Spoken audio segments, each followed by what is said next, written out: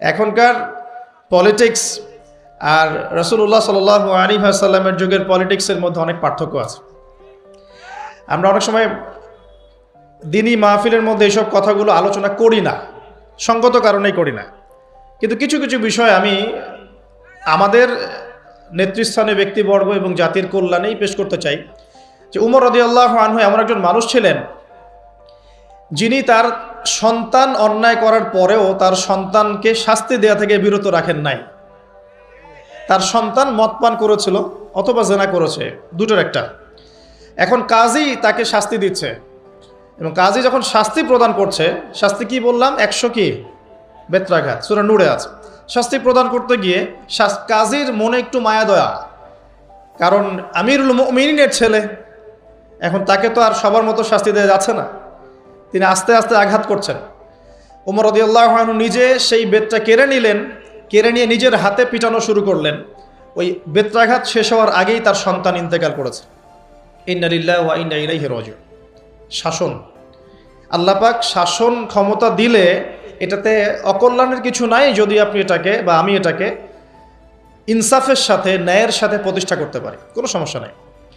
বরং আল্লাহ পাক পৃথিবীতে মুসলিম এবং মানুষদেরকে পাঠিয়েছেন আল্লাহর খলিফা করে। কি করে? সূরা বাকারা পড়েন, আল্লাহ পাক প্রথমেই বলেছেন, ওয়াইজ ক্বালা রাব্বুকা লিল মালাইকা ইন্নী জাইলুন ফিল আরদি খলিফা। হে নবী, স্মরণ করুন সেই সময়ের কথা যখন আল্লাহ পাক ফেরেশতাদেরকে বললেন যে আমি পৃথিবীতে আমার খলিফা পাঠাতে চাই। কি পাঠাবেন? খলিফা। খলিফা কাকে বলে? এন্ড খলিফা কাকে বলে এর ব্যাখ্যা জানতে হলে আমাদেরকে কোরআনেই যেতে হবে। সূরা সদ। কোন সূরা? সূরা সদ। আল্লাহ পাক আদম আলাইহিস সালামকেও খলিফা বলেছেন, আরও একজন নবীকেও খলিফা বলেছেন। সেই নবীর নাম কি বলতে পারবেন কেউ? দাউদ আলাইহিস সালাম। কি নাম? দাউদ আলাইহিস সালাম। আর দাউদ আলাইহিস সালাম এই জেরুজালেম থেকে বিশ্ব শাসন করেছিলেন, খলিফা ছিলেন। তার ছেলে সুলাইমান আলাইহিস সালাম এই জেরুজালেম থেকেই বিশ্ব শাসন করেছেন, দুজনে। তো দাউদ আলাইহিস সালামকে আল্লাহ পাক খলিফা বলার পরে আল্লাহ পাক বলছেন সূরা সদের মধ্যে মেবি 26 কি 24 নম্বর আয়াতে আল্লাহ পাক বলছেন, ইয়া দাউদ, হে দাউদ, ইন্না জাআলনাকা খলিফাতান ফিল আরদ। আমি আল্লাহ তোমাকে পৃথিবীতে আমার খলিফা করে পাঠিয়েছি। তোমার কাজ কি? তোমার খলিফার ফাংশন কি? ফাহকুম বাইনান নাসি বিল হক। তোমার দায়িত্ব হচ্ছে মানুষের মাঝে ন্যায়ের মানদণ্ডে বিচার ফয়সালা করবে, এটা খলিফার কাজ। ওয়ালা তাত্তাবিউল হাওয়া, তুমি তোমার প্রবৃত্তির অনুসরণ করবে না। যারা নিজের প্রবৃত্তির অনুসরণ করেছে, ইউদিল্লুকা আন সাবিলিল্লাহ, এটা তোমাকে আল্লাহর রাস্তা থেকে সরিয়ে নিয়ে যাবে। ইন্নাল্লাযীনা ইউদিল্লুনা আন সাবিলিল্লাহ লাহুম আযাবুন শাদীদ, যারা আল্লাহর সরল পথ থেকে বিচ্যুত হয়ে যাবে তাদের জন্য যন্ত্রণাদায়ক শাস্তি আছে। কেন?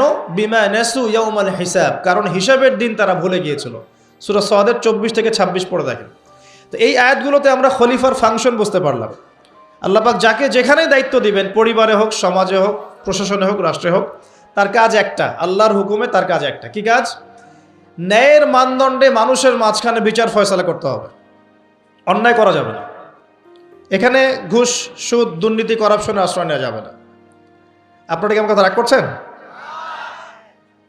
ফাযাক্কির ইন্নামা আনতা মুযাক্কির, আল্লাহ পাক বলেছেন তুমি উপদেশ দাও, তুমি শুধুমাত্র একজন উপদেশদাতা। কাকে বলছেন? নবী সাল্লাল্লাহু আলাইহি ওয়াসাল্লামকে। লাস্তা আলাইহিম বিমুসাইতির, তুমি কারোর প্রতি দারোগা নও। ইসলাম চাপিয়ে দেওয়ার জন্য আসে না, এসেছে লা ইকরাহা ফিদ্দিন, দিনের উপর কোনো জবরদস্তি নাই, দিনে কোনো জবরদস্তি নাই। ক্বাদ তাবায়্যানা রুশদু মিনাল গায়, সত্য আর মিথ্যা স্পষ্ট হয়ে গেছে, চাপিয়ে দেওয়ার কিচ্ছু নাই। বরং আল্লাহ পাক ধর্ম নিয়ে বাড়াবাড়ি করতেও নিষেধ করেছে, কিন্তু সত্যটাকে উপস্থাপন করতে আল্লাহ পাক শিক্ষা দিয়েছে। তাই একজন খলিফার কাজ কি? ন্যায়ের মানদণ্ডে মানুষের মাঝখানে বিচার ফয়সালা করা, অন্যায় না করা। ওমর রাদিয়াল্লাহু আনহু নিজের ছেলে অন্যায় করার পরেও তাকে নিজ হাতে শাস্তি দিয়েছেন। আরেকটা বলবো, ওই যে ঘটনা জানেন, রাত্রেবেলা জনগণের খোঁজ খবর নিতেন তিনি, রাতের অন্ধকারে তাহাজ্জুদ নামাজ পড়তেন, পড়ার পরে বের হয়ে যেতেন, বের হয়ে মানুষের দুয়ারে দুয়ারে দুয়ারে। এখন এটা কঠিন, তখন কিছুটা সহজ ছিল কারণ মানুষ কম ছিল। তো এখন অন্য পদ্ধতি আছে। যাই হোক, শুনতে পেলেন যে মায়ের সন্তানরা কান্নাকাটি করছে, জিজ্ঞাসা করলেন কেন কান্নাকাটি করছে সন্তান। তখন এই মহিলা বলছে, সন্তানের মারা বলছে, ওয়াল্লাহি হাযা বাইনি ওয়া বাইনা ওমর, আল্লাহর কসম করে বলছি এটা আমার এবং ওমরের মাঝখানের বিষয়। আমি ওমরের নামে আল্লাহর কাছে নালিশ করব। কি নালিশ করবে? যে ওমরের আমলে আমি না খেয়ে আছি, আমার সন্তান না খেয়ে আছে। কথা বুঝতে পারছেন? এই কথা শোনার সাথে সাথে ওমর রাদিয়াল্লাহু আনহুর মানে বুকে আল্লাহ পাকের ভয় চলে আসলো, হৃদয় প্রকম্পিত হলো। প্রকম্পিত হওয়ার পর তিনি নিজে চলে গেলেন মদিনায়, যেটাকে বলি আমরা বাইতুল মাল, মানে রাষ্ট্রীয় সম্পদ যেখানে থাকতো ওটাকে বাইতুল মাল বলা হতো। সেখান থেকে একটা আটার বস্তা নিজের কাঁধে উঠিয়েছেন, উঠিয়ে নিজে পায়ে হেঁটে ওই মহিলার বাসায় যাচ্ছেন। তার পাশে থাকা একজন সাহাবী, তিনি বলছেন, তার নাম আসলাম রাদিয়াল্লাহু আনহু, তিনি বলছেন যে ইয়া আমিরুল মুমিনিন, হে আমিরুল মুমিনিন, আমাকে দিন, আনা আহমেলুক, আমি এটাকে বহন করে নিয়ে যাই, আপনি চলেন সাথে, সমস্যা নেই, আমি বহন করে নিয়ে যাই অ্যাটলিস্ট। তখন ওমর রাদিয়াল্লাহু আনহু বলছেন, দিলের কান দিয়ে শোনেন কথাগুলো, ওমর রাদিয়াল্লাহু আনহু বলছেন, হাল আনতা তাহমিলু উযরি ইয়াউমাল কিয়ামাহ, তুমি কি কিয়ামতের মাঠে আমার পাপের বোঝা বহন করবে? সুবহানাল্লাহ, চিন্তা করে দেখেন। নিজের হাতে গেলেন, রান্না করে খাওয়ালেন, তারপরে বললেন আগামীকাল তুমি আমিরুল মুমিনিনের দরবারে এসো, সেখানে আমাকে পাবে। এই হলো ওমর রাদিয়াল্লাহু আনহুর খেলাফা। একদিন তিনি তার যে উট, এটাকে পরিষ্কার করছেন। আলী রাদিয়াল্লাহু আনহু দেখে বলছেন, আমিরুল মুমিনিন, আপনি পরবর্তী জেনারেশনের জন্য অনেক কঠিন আদর্শ রেখে যাচ্ছেন, আপনি এত কাজ করছেন তারপরে নিজের কাজও নিজে করছেন। তখন ওমর রাদিয়াল্লাহু আনহু বলছেন, ওয়ালা তালুমুনি ইয়া আবুল হাসান, হে আবুল হাসান, আমাকে এভাবে বিব্রত করো না, কারণ আমি ভয় করি যে আমি যে অর্ধবিশ্ব শাসন করছি, তারপরে আমি ভয় করি যে আমার এই শাসনের আন্ডারে যদি একটা রাখালও না খেয়ে মারা যায়, আমি ভয় করি আল্লাহ এই জন্য আমাকে জবাবদিহি করাবে। আরেকটা বলে শেষ করে দিই, বেশি কিছু যাব না আমি। আমর ইবনে আস রাদিয়াল্লাহু আনহু, তিনি একজন গভর্নর, কোথাকার? মিশরের। কার আমলে আছেন? ওমর রাদিয়াল্লাহু আনহুর সময়। তো তার ছেলের নাম হচ্ছে মুহাম্মদ। তো সেই মুহাম্মদ আমর ইবনে আসের ছেলে রাদিয়াল্লাহু আনহু, বাবার পলিটিক্যাল পাওয়ারে মিশরের মানুষের উপরে কিছুটা জুলুম করা শুরু করেছে। এটা হয় না এমন? মাঝে মাঝে এমন হয় না? হতে পারে। তো এখন ওই মিশরের কিপ্তি এক লোক যার উপর জুলুম করেছে, এই ভদ্রলোক এসে ওমর রাদিয়াল্লাহু আনহুকে নালিশ করছে যে আপনার নিযুক্ত এই গভর্নরের ছেলে আমাকে জুলুম করেছে। এবার ওমর রাদিয়াল্লাহু আনহু চিঠি লিখে পাঠালেন যে বাবা এবং ছেলে দুইজনকে মদিনায় নিয়ে আসো। দুইজনকে মদিনায় নিয়ে আসা হলো। আনার পরে ওই কিপ্তিকে ডাকা হচ্ছে, আইনাল কিপ্তি, কিপ্তি কোথায়? কিপ্তি আসলো, এসে বলছে, এই যে আমি আমিরুল মুমিনিন। নিজের হাতের লাঠিটা এই কিপ্তির হাতে দিয়ে আমিরুল মুমিনিন বলছেন, ইদরিব ইবনুল আকরামিন, এখন সবার সামনে তুমি এই সম্মানের ছেলেকে পিটাও। চিন্তা করে দেখেন, মসজিদ নববীর মধ্যে অনেক সাহাবী আছেন, তাদের সামনে আমর ইবনে আস রাদিয়াল্লাহু আনহু আছেন, তার ছেলেকে তার সামনে পিটাতে বলা হচ্ছে। কে বলছেন? ওমর রাদিয়াল্লাহু আনহু। সেই কিপ্তি বিব্রত, যাই হোক পিটালেন। অনেকক্ষণ মারার পরে যখন সে থামলো, তখন ওমর রাদিয়াল্লাহু আনহু বলছেন, হ্যাল শাফাইত, তুমি কি সন্তুষ্ট হয়েছ? বলছে, শাফাইতু ওয়াশতাফাইত, আমি সন্তুষ্ট হয়েছি এবং তৃপ্তি হয়েছে, আমি ন্যায় বিচার পেয়েছি। আচ্ছা, এবার কি? আলান, এখন ইদরিব আলান আদ-দরবু আলা রাসি আমর, এখন আমর ইবনে আসের মাথার উপরে এই লাঠি দিয়ে মারো।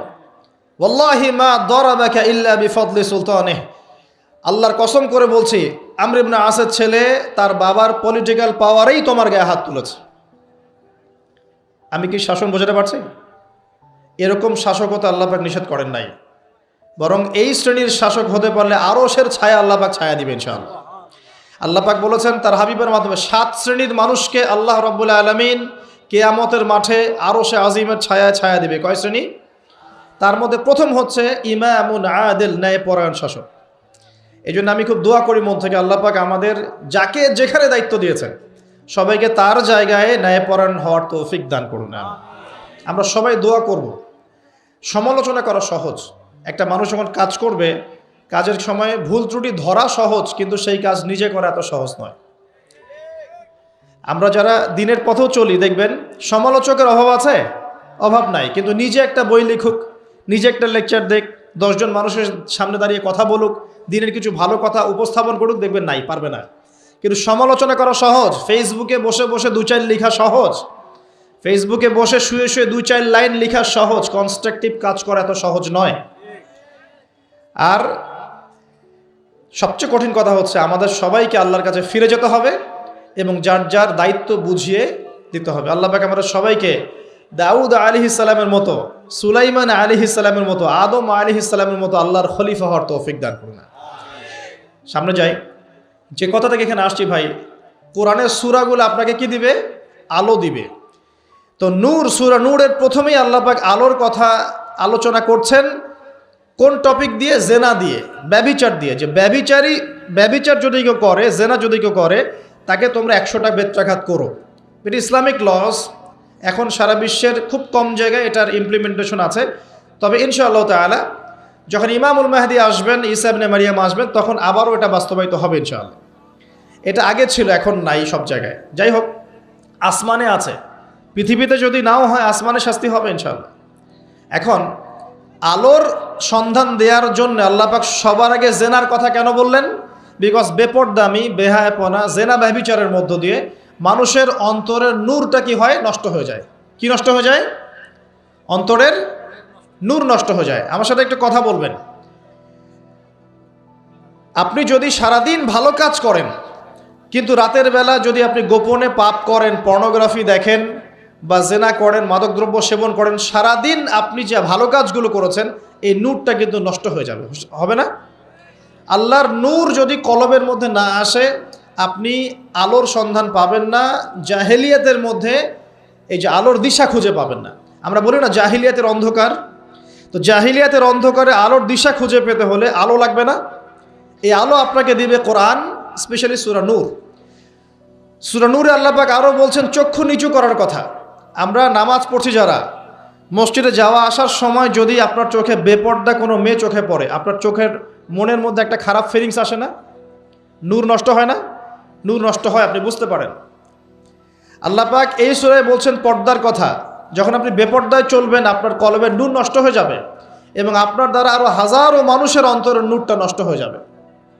ওই যে একটা কথা আছে, মানে হাদিসই আছে, নবী সাল্লাল্লাহু আলাইহি ওয়াসাল্লাম মেরাজের রাতে যখন গিয়েছেন আল্লাহ পাকের সাথে সাক্ষাতে, তখন জাহান্নামে তিনি দেখেছেন বেশিরভাগ অধিবাসী নারী জাতি।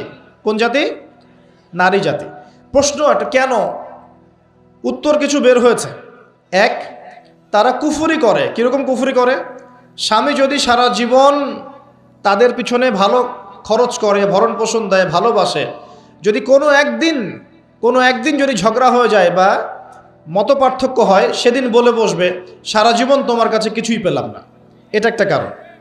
একটা কারণ বলা হয়েছে তারা মাতম করে। মাতম, কেউ মারা গেলে মাতম করে, বুক পিঠ চাপড়ায় এবং অন্যদেরকে খুব লানত, অভিশাপ করে। আরেকটা কারণ যেটা আমি কোরআন সুন্নাহ থেকে ফাইন্ড আউট করে মত দিচ্ছি, সেটা হলো তাদের বেপরদামির কারণে সমাজের নূর বা আলো নষ্ট হয়ে যায়। বুঝবেন, বেপর্দায় চলার কারণে অন্য মানুষের কলবের নূরগুলো নষ্ট হয়ে যায়। আর যখন আপনার দ্বারা অন্যের ক্ষতি হবে, আপনি যখন সমাজের নূর নষ্ট করবেন, সমাজের আলো নষ্ট করে দিবেন, তখন নিঃসন্দেহে আপনাকে অন্ধকার জাহান্নামে থাকতে হবে।